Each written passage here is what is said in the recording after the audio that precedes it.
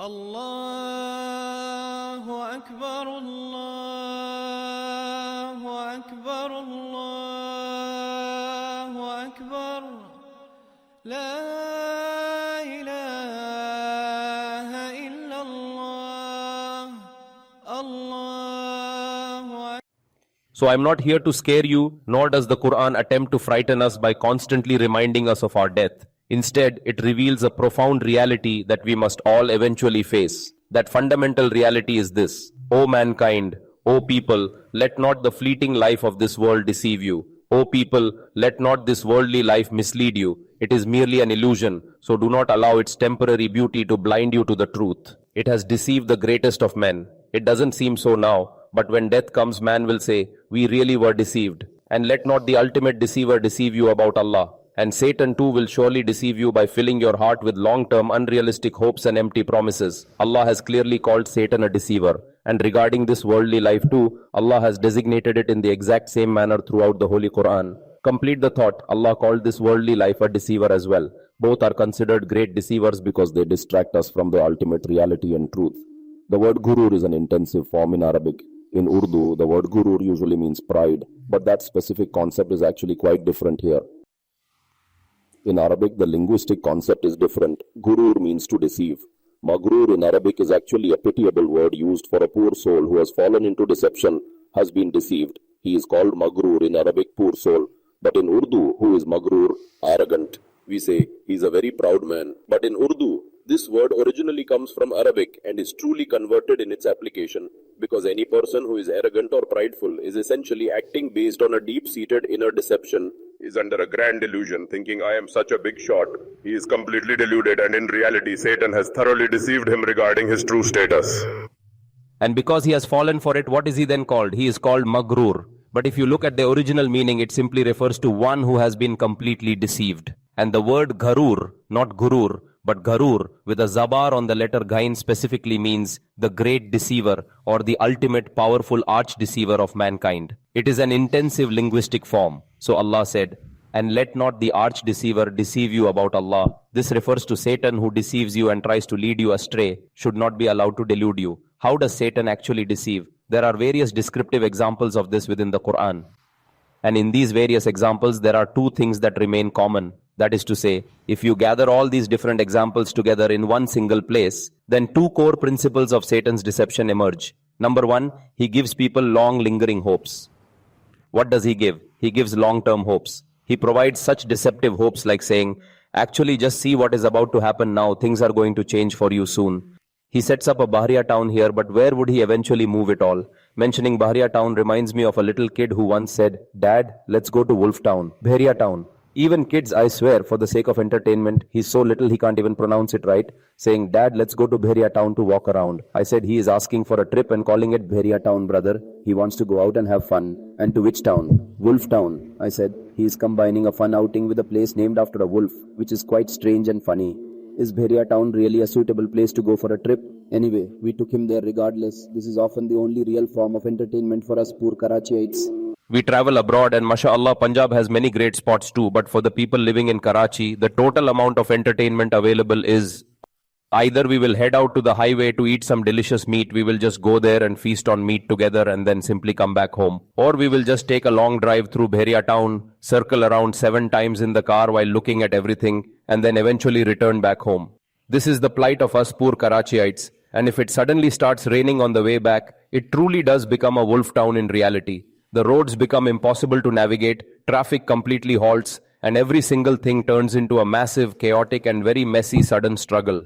Wondering where on earth did we go, the traffic jam becomes so massive and overwhelming if it rains on the way back home. So anyway, that is just how it is. Karachi has witnessed so much grief and is still suffering. May Allah deliver us from these sorrows and grant us a life that is truly fit for human beings, so that when we step out of our homes, we can see a clean environment around us, and it remains that way forever. So let not the worldly life deceive you. Allah says, do not let this temporary and fleeting life mislead you or distract you from what is truly important in your existence. The Quran says, and let not the deceiver deceive you about Allah. I was just explaining how Satan constantly attempts to deceive you in two specific ways which are very common to all his deceptive methods and strategies. There are two main ways. First, through long false hopes and misplaced fear.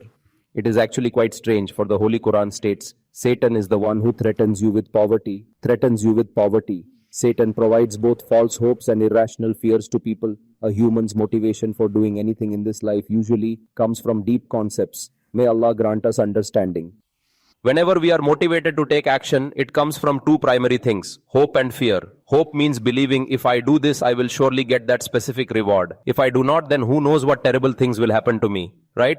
Think about it. Why do you choose to go to the office so early in the morning? There is the hope that going to work brings in money, and the fear that not going leads directly to poverty and starvation. Isn't that exactly how it works for everyone? Whatever work you do in this world, even the poor laborer with his pickaxe working hard in the scorching sun isn't doing it just for fun. He simply does it because he has no other choice but to work hard every day. If he works, he gets something in return.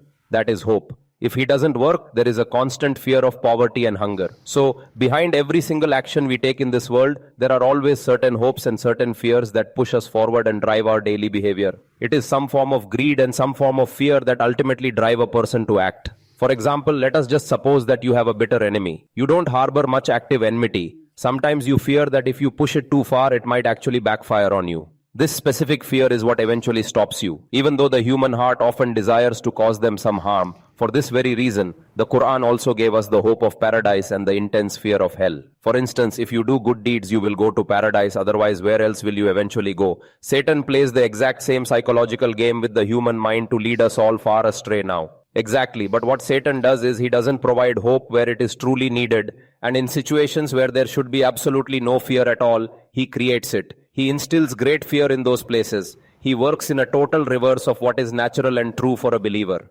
These are fears that shouldn't exist, baseless fears, completely baseless fears. For example, you might earn many millions of rupees and be very wealthy, and your wife tells you to bring some groceries home, but you are gripped by the fear that if I spend money on groceries, then my 100,000 rupees will suddenly decrease. Or if I give my child a really good and expensive education, my accumulated money will decrease. Is this not a completely baseless and irrational fear that people often have? People will say, you wretch, if you don't provide, your wife will leave and your kids will rebel against you. What will you ever do with all this money once you are alone? Then you suddenly get motivated thinking, no man, I should build a nice house for my family. But then, no, suddenly an irrational fear hits you. A miser is always haunted by such fears, right?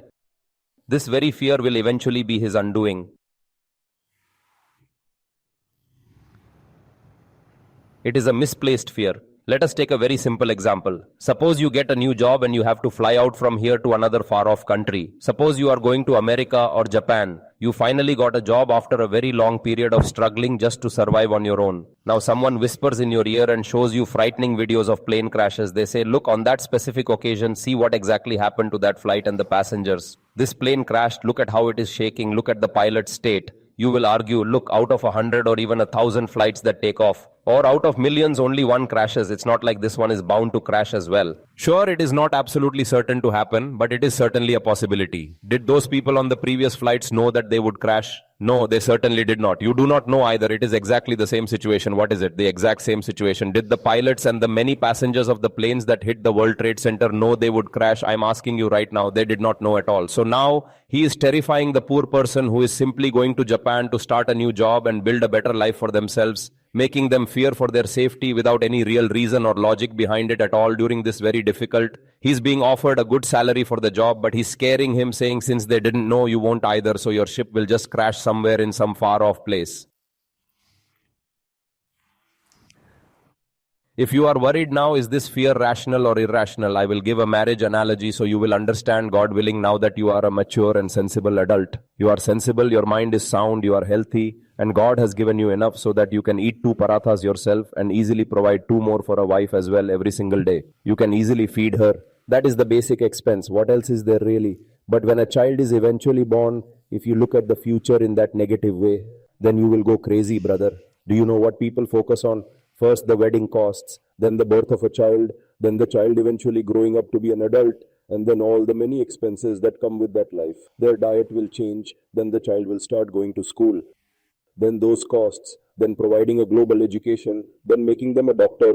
Medical college fees these days are already so high for any normal person to afford.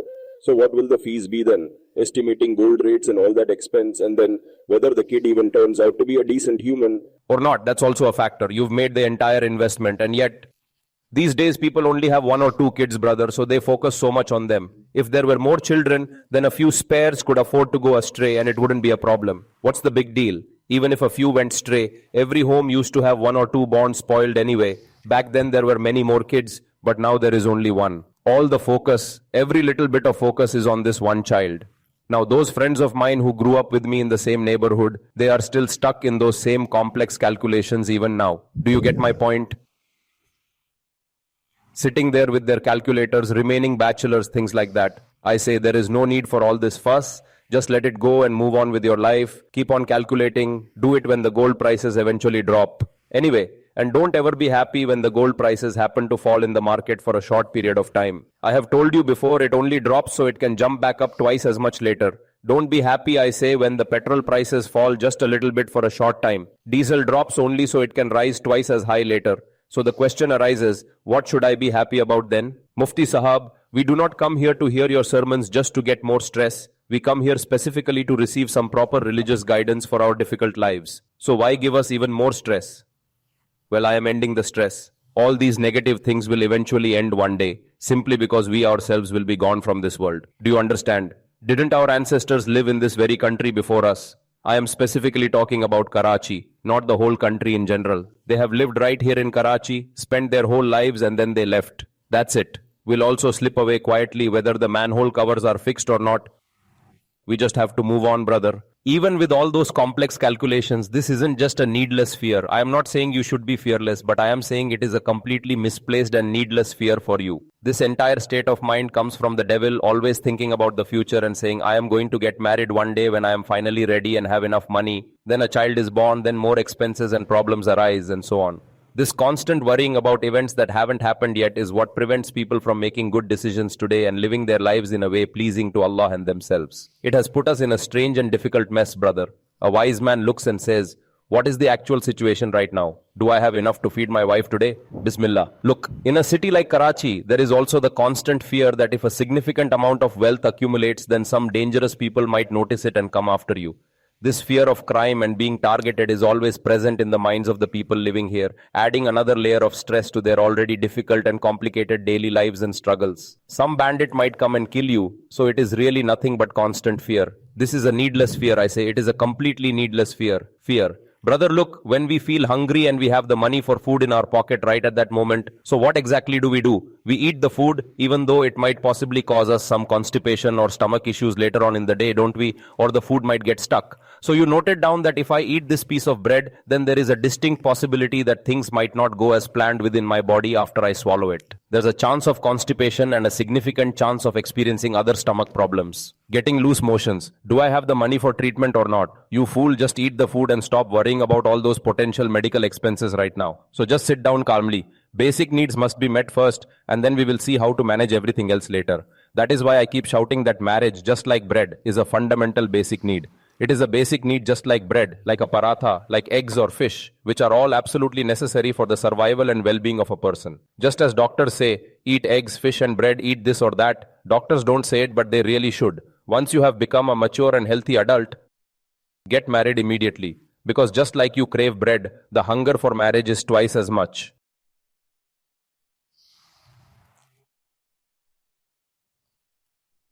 The body needs it, otherwise he'll lose his mind, get depressed, go mad. They've gone mad. Many youths come, I feel they've lost it. And God forbid if they fall into a love affair, then suicides happen. 18-year-old boys are committing suicide every day. Anyway, that is not the main topic for now. Now I will come to the main topic. That was the actual one, but I will move to the next part.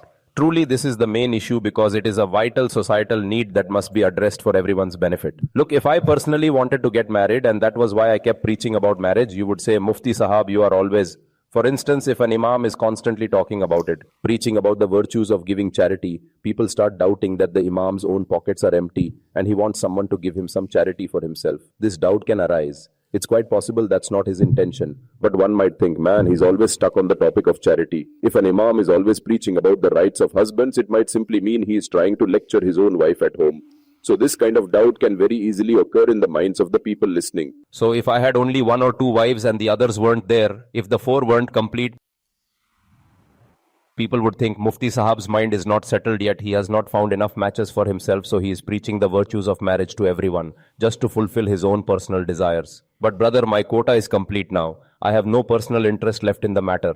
At least now you should trust my sincerity, brother, that I am not doing this for myself or for any personal gain. I am doing all this for you and your future. Anyway, let me just say one more thing before I return to the main topic.